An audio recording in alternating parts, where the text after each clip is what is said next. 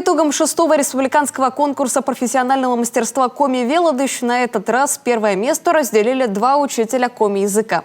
Это Мария Костнарева, педагог Выльгородской школы номер 1. Она преподает язык как государственный. И второй победитель Алексей Паньков обучает детей коми-языку как родному в Кирчоме Усть-Коломского района. Преподаватель не только коми, но и русского языков на конкурс пришел за опытом и победой. Из всех испытаний, как признается участник, самым сложным стал мастер-класс, потому как не все от него зависело. В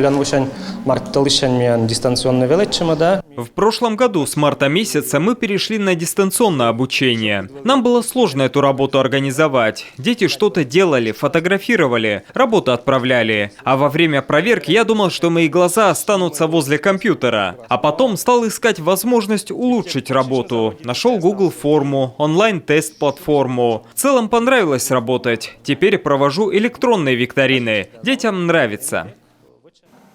Среди же воспитателей детских садов, которые активно внедряют в программу обучения коми-язык, самой лучшей стала Татьяна Канева, педагог из поселка Зеленец Сыктывдинского района.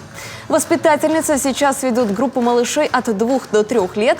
Говорить они только-только учатся, но зато сразу на 2 языках. Мы с ними играючи по коми говорим. Когда руки моем, садимся есть. Когда пообедаем, они говорят спасибо. У меня есть один мальчик, у него очень хорошо получается по коми спасибо. А по-русски еще не говорит. Они лучше осваивают.